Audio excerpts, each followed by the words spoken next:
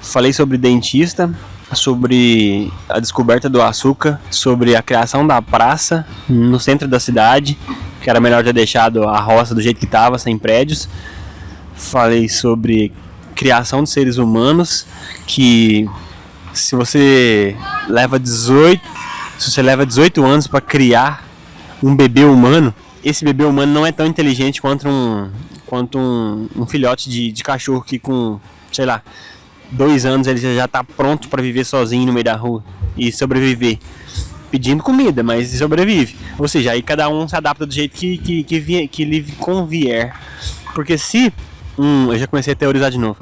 Se um bebê humano com 2 anos começa a pedir dinheiro na rua e começa a pedir comida, ele já se adapta, mas eu creio que ele vai morrer com 2 anos. Mas aí eu falei sobre o filho dos outros, que é mal criado, tava fazendo barulho aqui, e eu tive que parar aqui.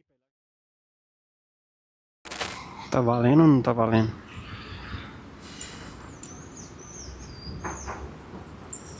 Sempre tem um doido no meio da rua que começa a gravar essas coisas, sempre tem. Vamos lá, começando mais um Despretem Show. Sempre tem adaptação do ambiente até você ficar tranquilo. Quando você percebe que as ameaças que existem não são ameaças de verdade, você começa a se soltar.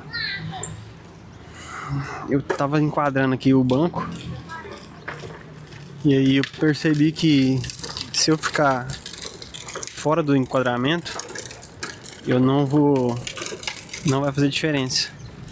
Aí é aquela coisa de perfeccionismo, né, que não te deixa você agir. E de repente tô gravando fora do enquadramento. Ainda não tô confortável, mas eu comecei eu assisti um episódio que o Petri tava gravando no meio da rua e acabei de perceber que eu não tava preparado, mas eu ia assim mesmo. Por que esse sentimento atrapalha? Eu sou tão privilegiado que eu não tenho nada pra fazer além de me desafiar no meio da rua com a comunicação. Eu sei que o microfone tá pegando o menino andando de velotrol, tenho certeza que tá pegando, mas a gente só continua. Eu vou colocar o microfone bem perto e falar bem baixinho, só pra não precisar falar alto, porque eu acho que se eu falar mais alto que isso aqui, eu vou me julgar mais do que eu tô me julgando. Todos os exercícios de terapia e disposição que eu fiz até hoje me levaram até aqui. E chega aqui, você começa a se julgar, começa a teorizar. Por que eu tô fazendo aqui? Mas você sabe o que você tá fazendo aqui. No fim das contas, não é nada demais, é só pra exercer o privilégio que você tem de ter essa estrutura, de ir lá e fazer. A partir de agora eu comecei a me julgar menos. Já descrevi. Vamos falar sobre dentista. Tô arrumando meu dente. Aí eu demorei tanto aí no dentista que agora eu vou pagar um salário para arrumar meus dentes. Se a gente fosse educado a prevenir, né, em vez de remediar, eu pagaria, eu nem pagaria, ou no máximo uma limpeza, que é, sei lá, R$150. E agora tem que arcar com as consequências de ser irresponsável com a higiene pessoal. Isso é uma coisa séria, né? O seu pai te ensina até certo ponto. Até, sei lá, 12, 13 anos seu pai tá no seu pé. Depois disso, meu pai não. O meu não vem ao caso, vou falar no pai de vocês. Depois é você com você mesmo. E as responsabilidades batem à porta como se você virasse adulto do dia pra noite. O dia que você tem um problema, aí você percebe, não, eu sou adulto, cara, se eu não pagar por essas coisas, ninguém vai pagar. Aí você vai e adormece. Aí passam mais uns 2 anos sem problemas. Aí do dia pra noite acontece uma coisa de saúde que você tem que desembolsar. Aí você acorda, opa, sou adulto de novo. esqueci que eu sou adulto, porque as responsabilidades deram uma folga de 2 anos. E assim, de ano em ano, as responsabilidades vêm. Se você não casar cedo, você não vira adulto. Se você não, sei lá, arrumar um carro cedo, se você, sei lá, não arrumar uma responsabilidade, um filho, que seja, pra você se sentir responsável o suficiente ou por tempo suficiente e não ficar pensando em comprar coisas desnecessárias, sei lá, chips, coxinha, essas coisas. Sei lá, cara, o cérebro é tão estranho. Se lidar com essa autoconsciência de pensar em tudo. E quando eu comecei a gravar, comecei a pensar mais nisso. Esse é um momento que eu chego aqui, fico teorizando, que é um lazer, nem pra mim, eu tô tranquilo. A hora que eu comecei, não, mas agora eu tô tranquilo. E começar a pensar sobre todas as responsabilidades. Todas as responsabilidades que se tem na vida.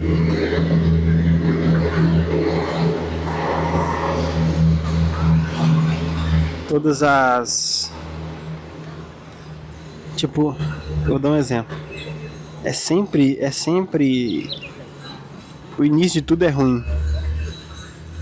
Quanto mais eu faço isso, mais eu acho que eu preciso me preparar. E mais eu me julgo. Mas depois, como eu tô exercitando esse músculo de só fazer, menos eu sinto a fricção límbica de será que tá bom? Ou seja, eu tenho que postar para receber o julgamento, para aí sim eu dar um passo à frente, evoluir na questão da qualidade e do investimento. Hoje eu comprei esse negócio aqui, ó, dourado. Comprei o óculos também, que eu vou pôr agora, tava esquecendo.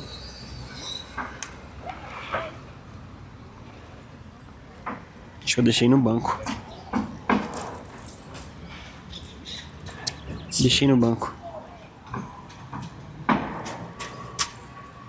É apenas a segunda vez que eu faço isso numa praça.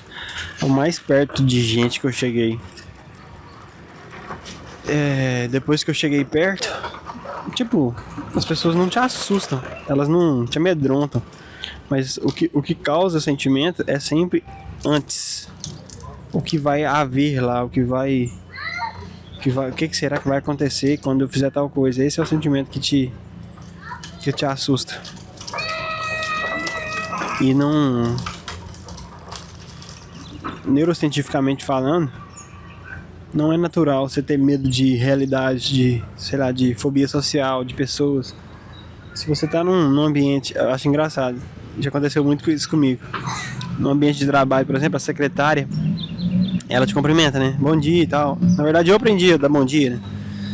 E na rua, se você encontra essa mesma secretária, ela não vai te cumprimentar, porque ela não tá exercendo o trabalho que é cumprimentar as pessoas. E tá implícito, né? O trabalho da secretária é implícito, cumprimentar as pessoas. E, sei lá, cumprimentar. Pra quem tem educação, o que cumprimentar parece algo básico, algo natural, cumprimentar. Para as pessoas que não foram educadas, né? Sei lá, eu vou pôr aspas, não educadas. Tá errado, eu sei que eu não sei usar aspas. Mas para quem não foi educado, quem não recebeu a educação ativa dos pais, quer dizer, né? Ou não aprendeu na rua, essa educação, esse cumprimentar não é natural. Aí essa pessoa aprende a se cumprimentar só por causa do trabalho. Eu acho engraçado. Quando você encontra alguém do trabalho na rua, essa pessoa te ignora. Cara, já aconteceu instantâneo, por exemplo. A gente tá conversando lá dentro com uma pessoa do sexo feminino, uma menina, trabalhando. A gente conversa, eu faço muita piada e tal. Pisou pra fora do estabelecimento, a pessoa não te dá tchau pra ir embora, entendeu? Ela te dá tchau lá de dentro, mas de fora ela se transforma. Eu acho engraçado, eu acho curioso o fato da pessoa esquecer quem você foi. Sei lá, a pessoa desliga do compromisso social que ela tem com você de te tratar de uma maneira cordial. Como o ambiente molda isso. Como um simples, sei lá, uma barreira física, seja uma parede, uma porta. Vou interromper pra falar que tem uma pessoa presa no jardim da praça. Existe um labirinto por baixo, a pessoa teve que pular o jardim da praça pra sair. Ela não encontrou a saída, agora eu vi ela perdida e saindo, é engraçado. É uma pessoa que parece ser inteligente, mas eu tô julgando pela aparência, só porque ela tem tatuagem, tem cabelo ruivo, tem óculos, tem vestido descolado. Essa pessoa é inteligente, e não é assim que funciona. E aí, o quanto uma escada ou um piso, como é que fala? Um equipamento social, eu não sei como é que chama isso. Quanto isso molda a nossa percepção do ambiente.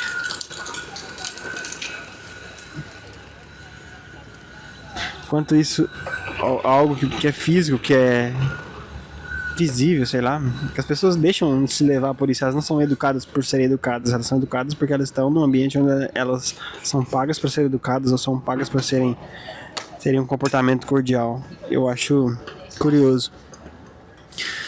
E quando saí do dentista, pensando que, sei lá, eu tinha que ter tido mais responsabilidade com a minha higiene pessoal, mas eu não fui. Eu lembro de não ter sido educado nesse nível.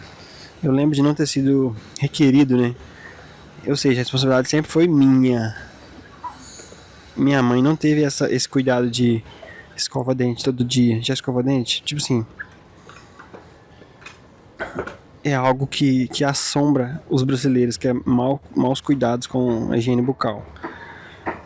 Porque, sei lá, o dentista é lotado, todo mundo precisa de dentista e uma coisa que eu pensei foi que se a gente tapasse as cáries antes, ou criasse um aparelho que fica no lugar das cáries, sei lá, uma massinha, ninguém ia precisar ir no dentista. Já parou pra pensar? Por que a gente tem que ir no dentista? Porque a gente come doce demais e a indústria entendeu que se inventasse uma maneira de evitar que as pessoas fossem ao dentista, os dentistas não ganhariam dinheiro. Do mesmo lobby, existem lobbies, né, que a gente imagina. Eu estou julgando a realidade, eu não sei se existem, mas deve existir um acordo entre as empresas que produzem doces e a empresa que limpa os dentes, que é os dentistas. A empresa odontológica, a instituição odontologia, que esse acordo permite que as pessoas continuem enchendo seus dentes de cáries. E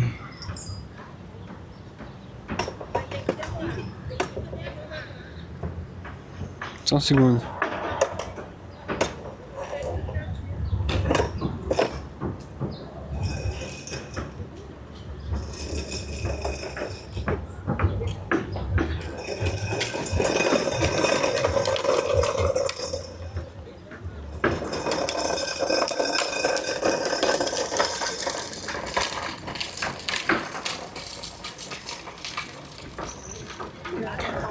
Aí você para pra pensar.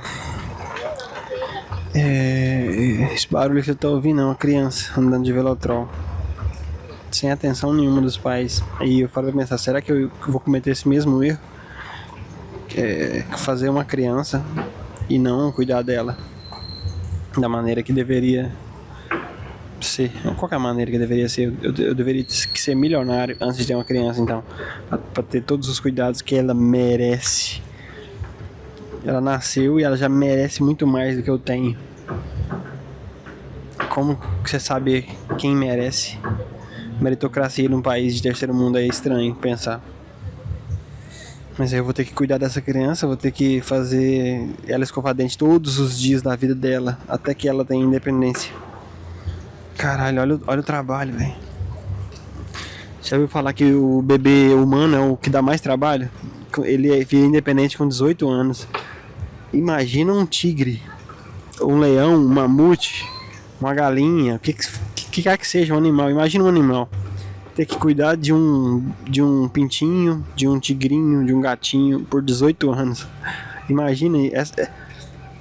Aí você diz que o ser humano é o bicho mais evoluído, mas ele precisa de 18 anos de tratamento exclusivo para virar uma pessoa independente, para virar um animal independente. Civilmente, como é que fala? Psicologicamente, fisicamente também, não sei. 18 anos. Você acha que é pouco ou muito?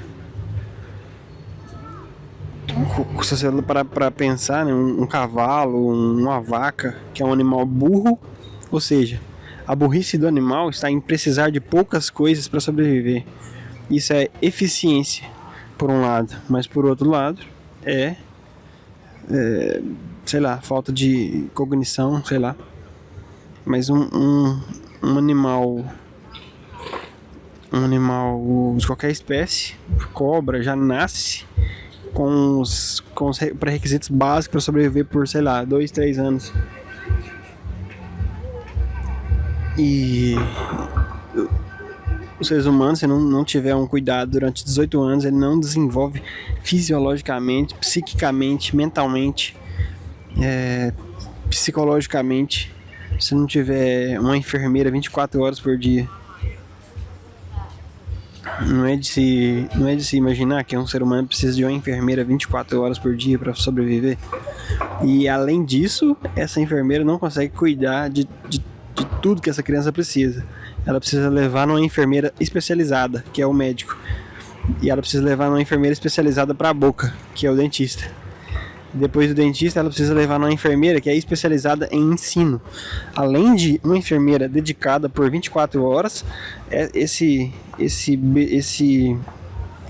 bebê humano precisa de carinho de vós, tias, tios, primos, tudo pegando na mão. E para subir uma escada, ele tem que pegar na mão, porque se ele cair e bater a cabeça, adivinha.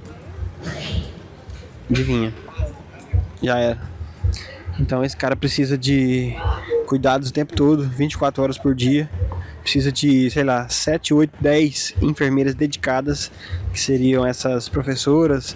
Não. Vamos concluir direito. Cada enfermeira para uma matéria, para um assunto da sociedade. Matemática, uma enfermeira dedicada. Português, outra enfermeira dedicada. Só dedicada a ensinar esse tipo de assunto para essa criança crescer com 18 anos e cair no crime. Roubar e matar. Tudo que você achou que estava fazendo de bem, de mal ou de cuidados não foi suficiente. Você deveria ter gastado mais além do que você gastou para cuidar dessa criança direito. E depois, no fim das contas, você não sabe ser pai, você não sabe, você reprovou, ou seja, você não foi enfermeira durante 72 horas por dia, você não cuidou direito, você não se dedicou o máximo, você não passou no teste de pai. Mas para ser pai você não precisa ter teste. Primeiro você tem a criança, depois com 18 anos você vê se passou no teste ou não. Se essa criança não entrou na faculdade, se essa criança não passou no vestibular, se essa criança não tem um emprego estável, ela não se adaptou à realidade da sua sociedade. Eu preciso ajudar essa criança que está passando por dificuldade.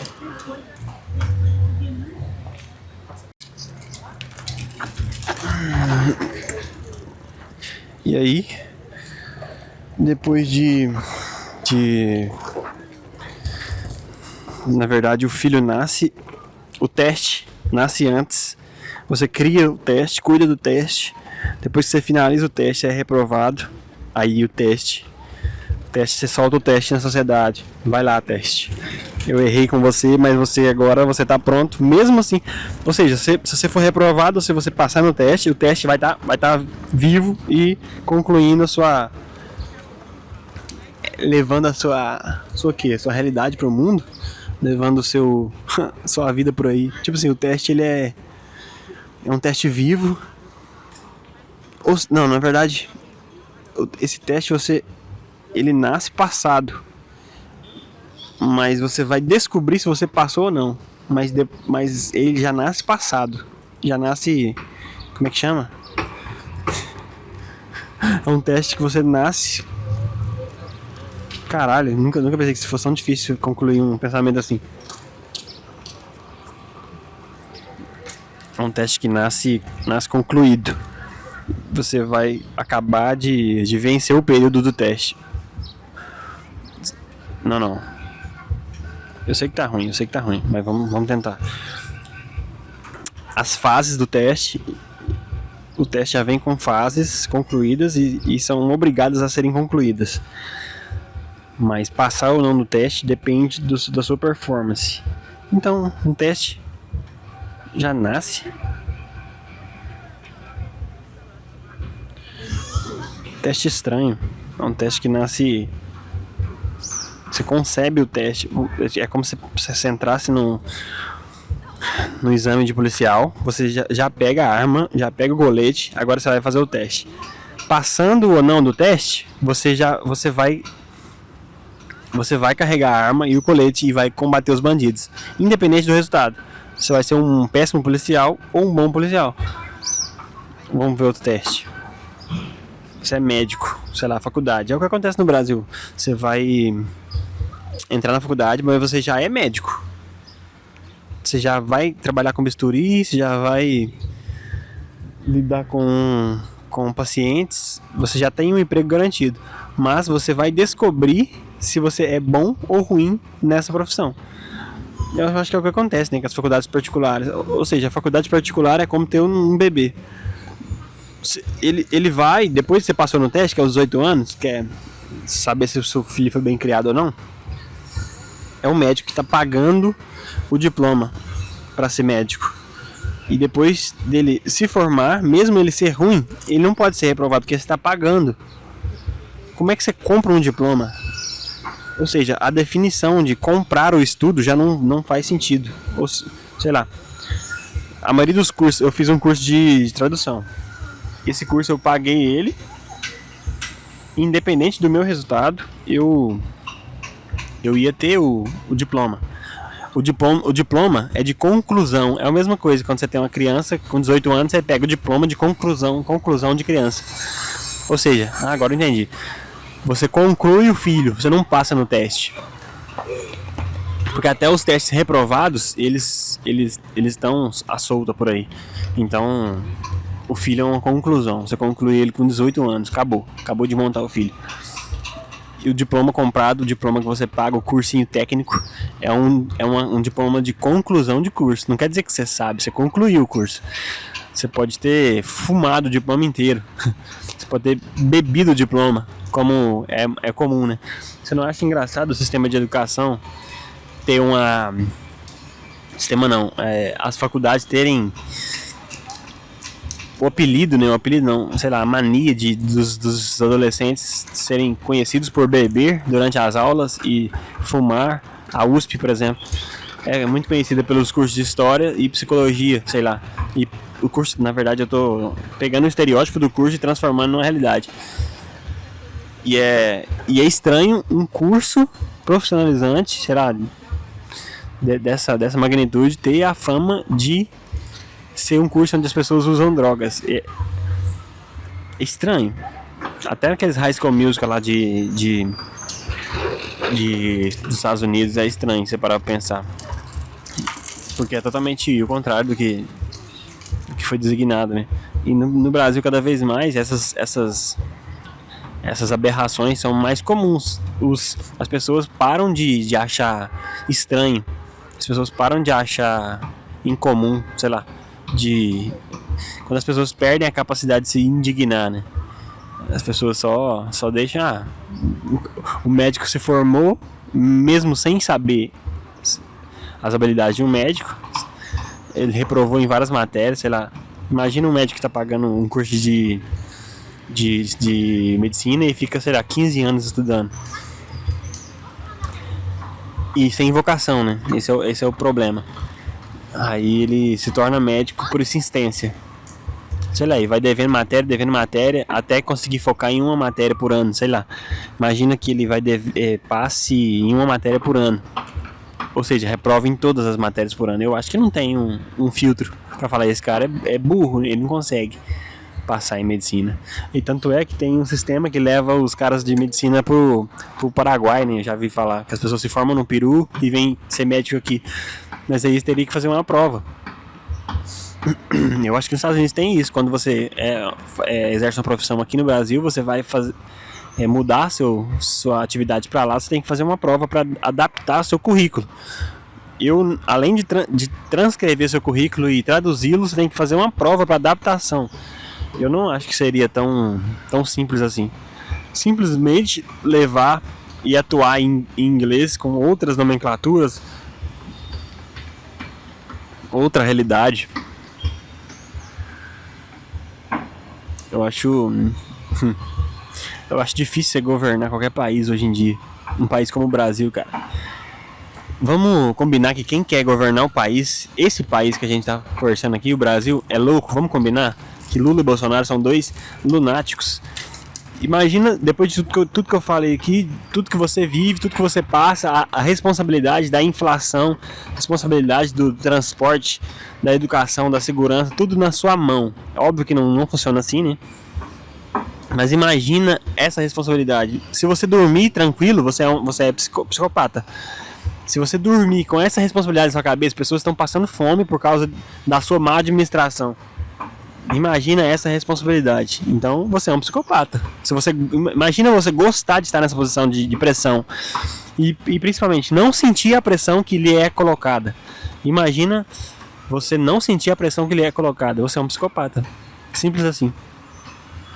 Ou seja, eu acho que pessoas se exporam assim como eu, ou nasceram com essa predisposição para estarem em posições de destaque ou de desafio e não se incomodam, né? Ou treinaram. Eu não sei, quando você era criança, o que você estava fazendo? Você estava mijando em público? Você estava vomitando em público? Você estava fazendo alguma coisa que te expôs e você não sentiu essa exposição.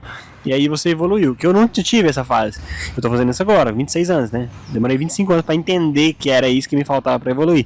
Mas se por algum acaso você como criança foi exposto a esse tipo de vexame, de cagar na rua, de mijar, sei lá, um vexame que te fez imune a esse tipo de passar vergonha, entendeu? E agora você quer ser um presidente, você quer ser um cantor. Essa questão do ego, que você não consegue equilibrar muito bem essas coisas. Ou você é um psicopata, ou você é uma pessoa que sofreu esse tipo de coisa para chegar nesse nível e não sentir pressão, não sentir palpitação. Eu consigo relacionar muitos cantores, por exemplo. Você tá no meio do público, sei lá, cantando, você sente. Eu acho que tem um período que você passa a ter vergonha, que você troca a chave e passa a ser um ídolo, né? Tipo assim, você vai na vergonha, ai meu Deus, frio na barriga. Aí você, a partir desse nível, você já troca a chave pra eu sou o ídolo, eu deveria estar aqui, eu estou levando alegria pras pessoas, eu sou foda. Isso é um problema, eu sou foda, essa frase. Existe essa troca de chave quando o cara pensa, eu sou foda. Aí, a partir daí, o cara não volta mais, né? A humildade do cara já era. E o que você me diz de músicos que são humildes de verdade? Conseguem exercer sua humildade. Os caras é foda a ponto de passar o nível de vergonha, ou a questão de propósito, aí eu já não sei. O cara passa o nível de vergonha, vira artista, depois ele passa o nível de artista e fica humilde. É estranho. Não sei se existe essa concepção. Eu deveria entrevistar mais artistas. Na última vez que eu entrevistei, né, o Guto, no último episódio, é um enigma, né, você decifrar uma pessoa dessa. E é legal ao mesmo tempo. Você tá em contato com esse tipo de arte, esse tipo de loucura, esse tipo de desprendimento. Eu não faria nada do que ele faz. Mas se você parar pra pensar, se tem gente que faz, o que é isso aqui? É estar sóbrio, falando sobre a vida e pegando seus pensamentos intrusivos, jogando no meio da raciocínio. O que ele faz, você precisa de muito mais coragem pra fazer o que ele faz. Muito mais coragem. E beleza, ele é mais corajoso que eu, beleza. Mas aí por que eu me julgo tanto, sendo que eu não precisava de tanta coragem assim? Por quê? Entendeu? Pra que você precisa de coragem na sua vida? Pra comprar um carro? Ou pra roubar? Ou pra, sei lá, pra fazer uma insanidade. Mas aí, você ter esse nível de coragem de, sei lá, se expor. Eu acho que tem um parafuso que se desacopla da sua mente quando você passa esse nível. Eu não sei se eu quero chegar lá. No nível de loucura que faz as pessoas acharem que você tá louco. Meu conteúdo, por enquanto, ele tá num nível de eu passar vexame, por exemplo. eu tô...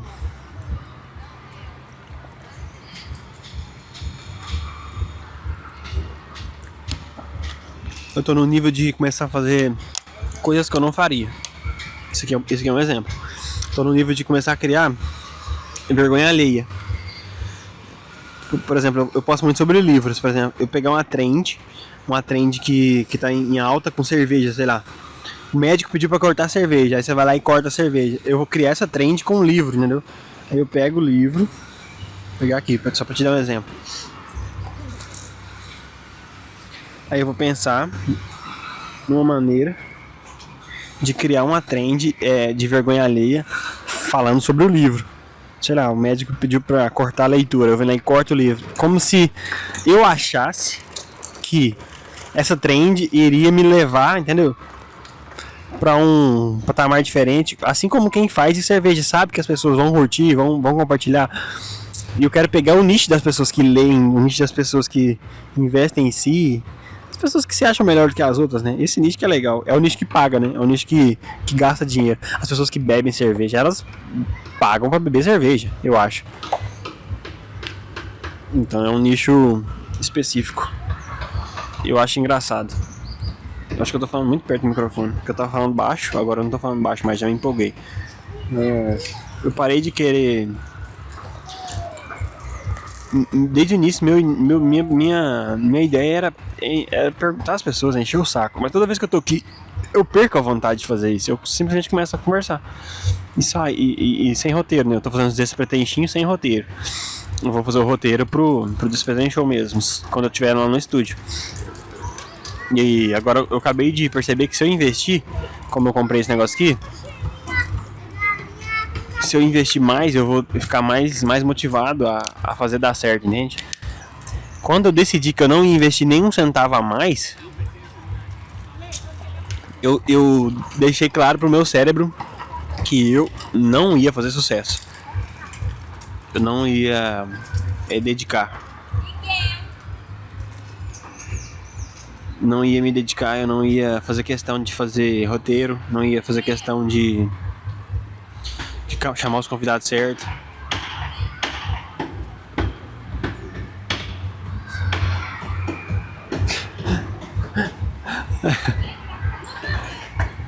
Aí eu não ia fazer questão de fazer nada pela ordem, entendeu? Não ia botar fé, não ia me empenhar. Será que a falta de ter...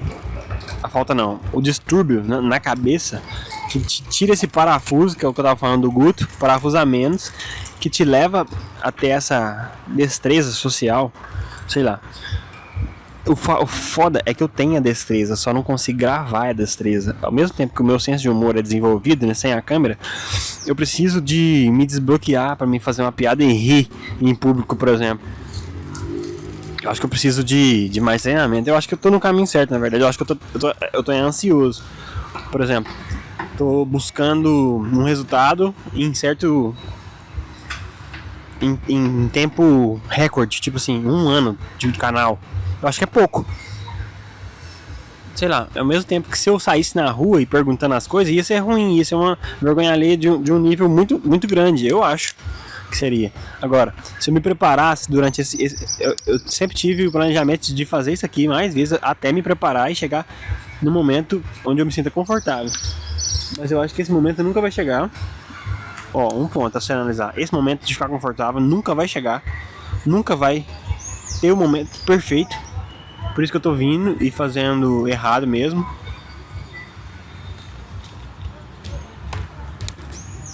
Porque da última vez, como o último episódio que eu gravei foi na praça. Não.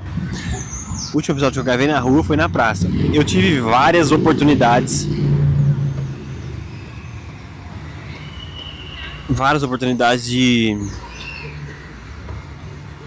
De gravar com convidado. Porque as pessoas passavam assim, eu até interagi, não sei se alguém viu, eu interagi no meio da rua com uma pessoa que perguntou se ia ter show na praça. A diferença é que eu vou ter que fazer isso aqui com uma praça lotada. Aí as pessoas vão se aproximar. Igual o Petri fez na Avenida Paulista com a passeata do Bolsonaro. sem querer, ele se sentiu, como é que fala, pressionado, ou com o ambiente mesmo, ele se sentiu pressionado a perguntar às pessoas. Ele não foi lá pra perguntar, ele entrevistou dois caras. Toda vez que eu penso em direcionar o microfone pra alguém, eu hesito. E o fato de não ter gente o suficiente, ou de não ter, sei lá, muita oferta, eu acho que as chances diminuem. Eu acho que é isso que tá faltando. O fator ser aleatório vai me levar, por exemplo, para um número maior de pessoas quando você tiver mais, uma porcentagem maior de chance, de tentativa e erro. Aí sim. Não é engraçado que a praça é uma reprodução do campo na cidade. As praças são a reprodução do campo na cidade. Só que antes de ter a praça, já existia um campo aqui. O que aconteceu com o cerrado que estava aqui? As pessoas destruíram para fazer prédios. E é engraçado a demanda da roça ter crescido cada ano que se passa. Ou seja, um terreno com arborização natural, com a vegetação nativa mesmo, cada vez mais é mais valorizado. E o que aconteceu com as pessoas que destruíram esse ambiente para depois construir uma praça em cima? Não é engraçado você pensar que se você fosse construir um prédio há 50 anos atrás, você não ia parar para pensar, não, cara, não podemos construir prédio um do lado do outro. E imagina depois de 2 anos que construíram os prédios, que começou o clima a esquentar, eles não poderiam ter parado e pensado, não, cara, antes vamos parar porque está esquentando. Se a gente continuar construindo prédios, vai esquentar a ponto de não ter volta mais. Aí nasceu o efeito, como é que fala? Efeito estufa. Será que é verdade, efeito estufa? Será que é real? Não sei. Acho que eu tô usando um tom muito grave, ó. Grave. Porque eu tô inibido e tá frio. Daqui a pouco minha garganta vai começar a doer e eu vou embora. O jogo do Fluminense, hoje eu vou assistir o jogo do Fluminense. Porque eu tenho que aproveitar minhas férias. Olha o que aconteceu. Eu saí do meu emprego e eu tô de férias. Usei aspas corretamente. Eu tô de férias, porque eu saí do emprego, entendeu? Não é férias, literalmente. Mas eu estou à toa, então tô de férias. E eu jurei pra mim que eu não ia entrar de férias. Eu ia trabalhar. Aí a primeira semana eu passei oferecendo meu trabalho de edição pra gente aleatória na rua. E ninguém me contratou. Eu consegui 3 trabalhos. Eu ganhei 150 com os 3. Caralho. Eu produzi uma média de 8 vídeos de Reels. Se você for calcular quanto que dá 8 vídeos, 150 cada um, vamos calcular, 150 vezes 8. Dá 800 mais 400 dá 1.200. Eu perdi R$1.050. Eu perdi um total de R$1.050 por não ter confiança no meu próprio trabalho. Não sei o que aconteceu que me fez não acreditar em mim mesmo. Na verdade eu sei, né? Se eu tivesse começado isso aqui antes, eu estaria muitos anos luz na frente para ter autoestima no meu trabalho. Se eu tivesse começado isso aqui antes, eu tenho certeza que eu não venderia meu trabalho por R$50. Por R$150. Na verdade, eu passei um dia inteiro por R$150. Vamos calcular de novo. 800, eu ganhei R$150 por ter passado um final de semana gravando e ter gerado 4 vídeos. E ter ficado uma semana inteira editando. Então, sei lá, vamos jogar aí 3 mil. Eu perdi 2 mil. Vamos jogar 2 mil. 2 mil. E o que aconteceu? Olha pra você ver como é que é um paradoxo. O meu valor pessoal diminuiu, ou seja, se eu cobrei 150 para um, eu posso ser indicado pelo mesmo valor. E se eu cobrar um valor mais alto do que 150, as pessoas vão perguntar, mas você não cobrou 150 da outra? Por que você não vai cobrar 150 de mim? Entendeu? Meu valor de mercado caiu. Minha autoestima caiu. Olha, 2 coisas que acontecem. Minha autoestima, meu valor de mercado e outro aspecto psicológico, autoestima mesmo. Acho que é só os 2, não, vamos deixar os 2. Já é o suficiente para você não se vender por esse valor. Já é o suficiente. Mas você só ia pensar nisso se você você só ia pensar nisso se você tivesse não cometido esse erro, entendeu? Agora eu acabei me divagando, não entendi, não sei onde foi meu raciocínio.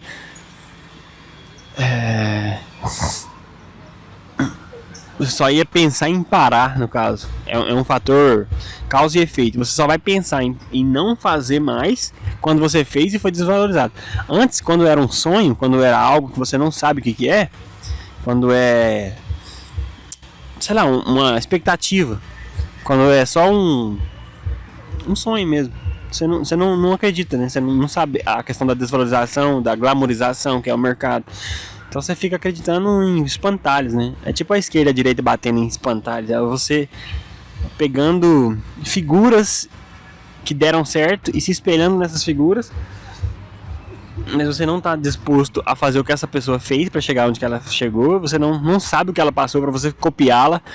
Às vezes ela vende um curso na internet, mas o mercado mudou, ou seja, a expertise que esse cara usou já não funciona mais. Tudo que esse cara usou para chegar onde ele chegou já não funciona mais no mercado. Então você compra aquele conhecimento, igual voltamos ao ponto do comprar o conhecimento. Toda vez que você compra conhecimento, você reprova. Você compra a conclusão. Você não compra o conhecimento, você reprova. Eu acho que só existe um conhecimento válido, é o conhecimento prático. Se você fosse um médico que abrisse vaga para mentorado durante os atendimentos de medicina, que é o famoso, como é que fala? Tem um nome, que é o nome que o aprendiz de médico passa, esqueço. Vou tentar te mentalizar esse nome. É o nome que dá quando o médico fica fazendo estágio antes dele virar médico. É o... Esqueci o nome. Esse nome. Foca, é isso. O que tu queria lembrar, mano. Eu acabei de desenvolver um quadro que eu tinha pensado ontem à noite, que toda vez tem essa parte do podcast que é um silêncio. Por que não inaugurar essa parte com uma abertura? Que eu queria inaugurar agora. Vamos criar uma música então. Música pro silêncio. Vamos pegar uma música que já existe, que vai ficar mais legal, que fala sobre silêncio. Tem que ter o...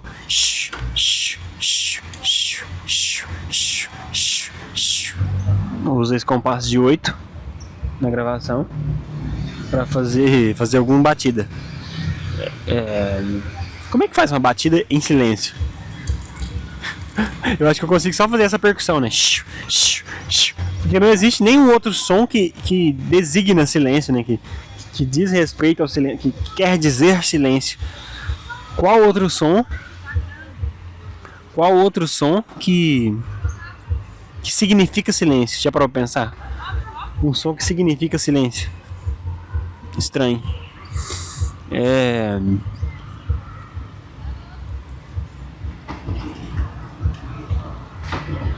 Mas eu vou ter que cantar, né? Então vai ter que ser sussurrado, assim, ó. Hora do silêncio. Hora do silêncio. Cara, é ruim, a ideia é ruim. Se eu tivesse com o violão na mão, eu inventaria uma melodia. Eu vou fazer o sh de percussão e o cantar, né? Hora do silêncio, hora do silêncio, hora do silêncio, hora do silêncio, hora do silêncio. Cantei 8 já? É 8 compassos. Eu vou começar com entrar com a melodia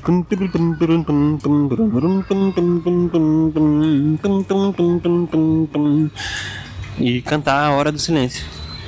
Hora do silêncio, hora do silêncio. Essa terça, pra quem não sabe. Mas não sei se ficou legal. Eu acho que eu só vou fazer e foda-se. Não tem que ficar legal. A gente se julga demais, né? Você já viu tanto de introdução ruim que tem no mercado? Beleza, partindo do ponto que eu faço introduções.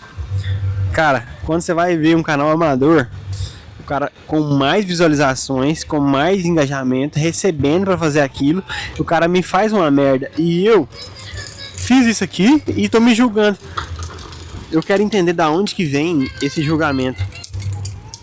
Eu quero entender da onde que vem essa sabotagem, porque é muito forte, cara. É um problema que ninguém tratou na minha vida. Por que eu me saboto dessa maneira? Por mais que seja ruim, vamos lá, por mais que seja ruim, a noção de saber que tem uma hora que vai ter silêncio e preparar uma introdução para você tocar a introdução na hora que ficar silêncio. Olha o nível. Olha, não é genial, mas sabe, já tem uma evolução de pensamento. Tipo assim, eu tô me julgando de uma maneira positiva agora para tentar dar o troco em mim mesmo. Eu sempre me julguei negativamente, mas só de pensar que esse nível de raciocínio chegou em algum lugar e pode vir a ser um quadro de relevância, porque sempre vai ter essa hora.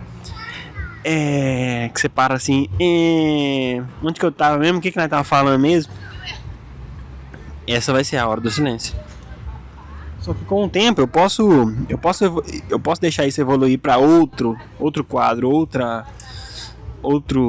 vinheta, entendeu? A única coisa que eu não posso me julgar é de um julgamento que me deixa paralisado.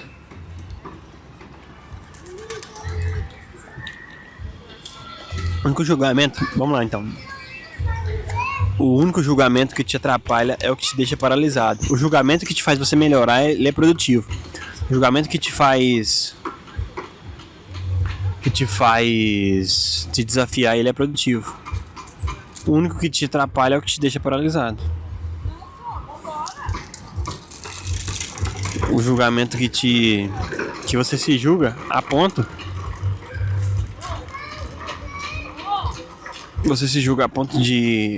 de justificar que o que você fez é ruim, por isso você não vai fazer. Eu acho que não existe um julgamento pior, que é o julgamento que te faz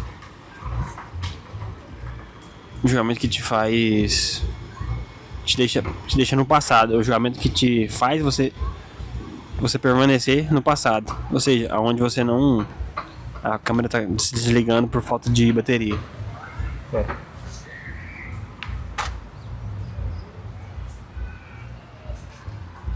Temos 20% ainda. Mas é um julgamento que te como é que fala? Que te congela no passado. Você justifica. Seu cérebro é tão filha da puta que ele se acha inteligente o suficiente pra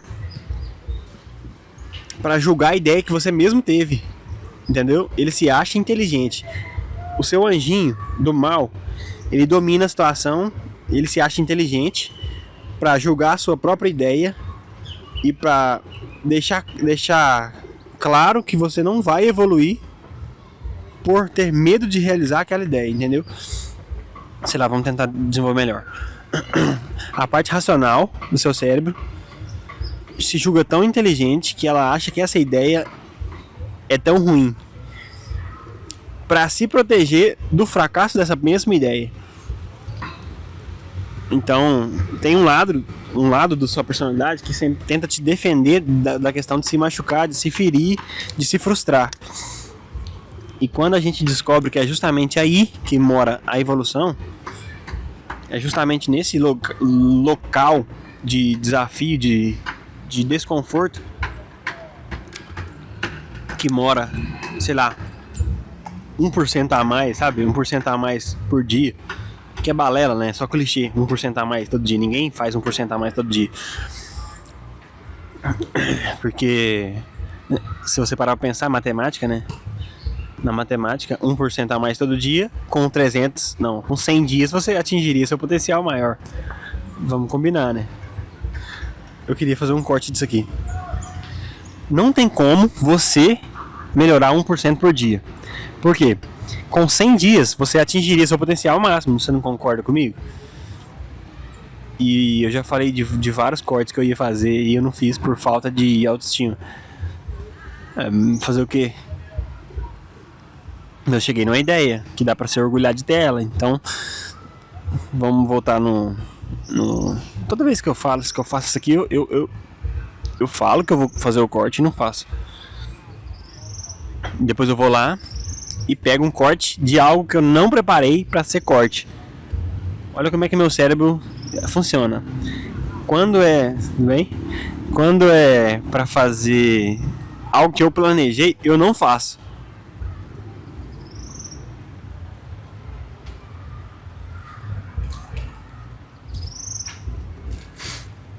Quando é pra fazer algo que eu planejei, tipo assim, eu vou fazer esse corte do 100%. Cheguei em casa, não faço. Mas aí eu tô assistindo outro episódio que não planejei, que não era pra ser cortado. Aí eu vou e corto. E como é que você me explica isso? Essa dinâmica de produtividade. Seu cérebro também te protege das suas ideias fracassadas. Você nunca vai realizar uma ideia que você planejou com medo delas fracassarem. Então seu cérebro te protege de não realizar nenhuma com medo delas fracassarem. E quais que você realiza? Aquelas aleatórias. Porque se der certo, você não colocou em risco a sua ideia original, entende? Então, mais uma lição aqui pra mim mesmo.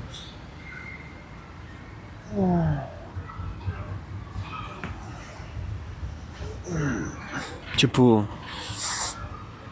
é difícil admitir isso, é difícil reconhecer isso, é difícil notar, reconhecer, admitir, colocar em prática, que é chegar em casa e fazer o corte do 100%.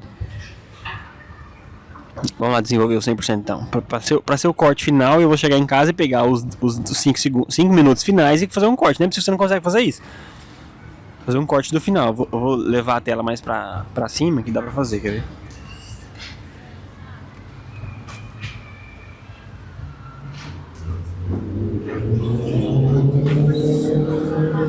Pronto.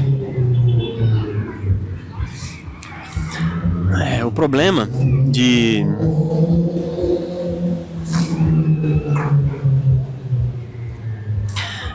quando você está treinando, existe aquela ideia de ser 1% melhor a cada dia. Mas é para eu pensar na matemática, essa frase tem um problema matemático que é simples. Ou seja, os caras que falam isso não entende o conceito base da matemática, que não dá para você melhorar 1% por dia, porque em 100 dias você atingiria seu potencial máximo, que é de 100%. Mas é tão complexa a questão de porcentagem, né? Já fez conta de porcentagem na escola? Eu duvido que você consegue fazer a mesma conta hoje em dia, porque você esqueceu, mas eu vou te lembrar. A porcentagem é complexa no nível de que você consegue fazer um raciocínio de 200% e com o mesmo raciocínio de 100%. Você lembra da Dilma falando do 12%, 24%? Eu ia dar uma aula de matemática e eu percebi que eu não sei dar essa aula. Eu ia ter que devagar até encontrar a resposta. Não é que eu tô com preguiça, é que eu não acredito que eu consiga fazer isso. Meus demônios me dizem que eu não consigo. Mas o cara melhora 1% cada dia. Chega no final de semana, ele come besteira, é o dia do lixo. Aí ele dá quantos passos para trás? Uns 10%. Ou seja, ele melhorou 7% e vamos supor que o fim de semana é menos 10%. 1% a cada dia, durante 7 dias, 7%. Aí ele come a refeição livre e vira menos 10%. Por que a gente se julga tanto com a refeição livre? Eu acho que na medicina, até os dias que a gente descobriu que existe refeição lixo e refeição limpa, todo mundo fazia refeição livre, né? Mas só que só existia refeições saudáveis. Então toda refeição livre era uma refeição saudável, que era, sei lá, legumes. Imagina na época que não existia açúcar, o quão doce seria uma batata doce. Qual era o privilégio de você comer uma batata doce ou uma abóbora que já era doce, entende? Imagine esse privilégio de não ter que escolher entre açúcar e abóbora. Olha o tanto que é injusto, açúcar e abóbora. O doce da abóbora era muito doce. E açúcar era raro, né? Eu acredito que a sacarose dá açúcar. O açúcar refinado era caro. Ou seja, ele não compensava ser comido todo dia. Só os ricos tinham o privilégio de ter cáries.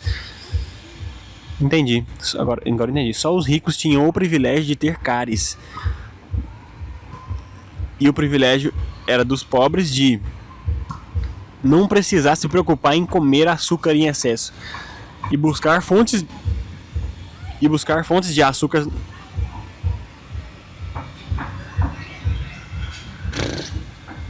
Buscar fontes de açúcar natural. É curioso. Comecei falando sobre dentista. Vou fazer hoje o que eu vou terminar. Eu vou terminar aqui. A questão do 100% não ficou tão legal, mas foi uma tentativa boa. Eu acho que eu vou lembrar disso pra criar um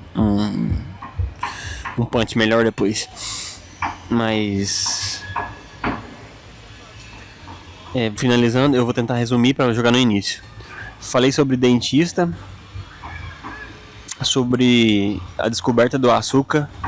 Será que tá certo falar assim? Não. Foi sobre dentista, sobre a criação da praça no centro da cidade, que era melhor ter deixado a roça do jeito que estava, sem prédios. Falei sobre criação de seres humanos, que se você leva 18 anos para criar um bebê humano, esse bebê humano não é tão inteligente quanto um filhote de cachorro que com, sei lá, 2 anos ele já tá pronto para viver sozinho no meio da rua e sobreviver, pedindo comida, mas sobrevive. Ou seja, aí cada um se adapta do jeito que lhe convier. Porque se eu já comecei a teorizar de novo. Se um bebê humano com 2 anos começa a pedir dinheiro na rua e começa a pedir comida, ele já se adapta, mas eu creio que ele vai morrer com 2 anos. Mas aí eu falei sobre o filho dos outros, que é mal criado, tava fazendo barulho aqui, e eu tive que parar aqui pra ir lá ajudar ele. Então, teve uma hora que eu fiquei, sei lá, 5 minutos, não, uns 3 minutos, olhando ele, sem falar nada. E é um teste pra cardíaco, dizia o Galvão, é um teste pra cardíaco, porque você conseguir não ficar distraído com esse tipo de realidade é engraçado. E a gente só esqueceu de abordar os vida louca playboy, que é uns playboy que tem bicicleta, que fica chamando no grau no meio da praça. Porque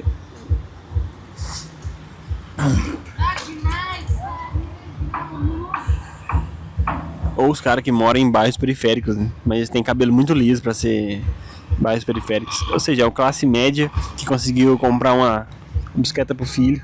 E agora o filho se comporta como um marginal. Eu acho que esse comportamento de chamar na roda é marginalizado.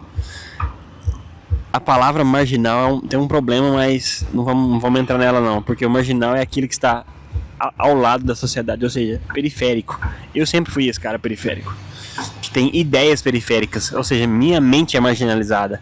Eu me marginalizei para poder sair desse marasmo, sei lá, desse contexto geral que é ridículo. Então, eu e os meninos que chamam na roda e os marginais estamos juntos, então, somos farinha do mesmo saco. Eu tô criticando eles por ter dinheiro e eu acho que eu sou um cara que deve ser criticado mais, né? Então, finalizando mais um Despretém Show, não entrevistei ninguém, acho que eu vou fazer isso até aparecer alguém interessante. Eu acho que alguém interessante seria alguém que se disponha, né? Se eu ficar enchendo o saco, você vai... Vamos falar a verdade. Se você ficar enchendo o saco, vão aparecer pessoas muito desinteressantes. Toda vez eu cheguei a essa conclusão. Pessoas muito desinteressantes. Você vai chegar em qualquer pessoa e entrevistar. Vai ser desinteressante, cara. Então vamos mandar mensagem pro Eric e perguntar se ele quer participar e se ele quer ser meu cameraman. De graça. É uma grande oportunidade pra você passar vergonha comigo. Então é isso aí, final de mais um Despertante Show. Obrigado quem ficou até aqui. E até a próxima. Valeu.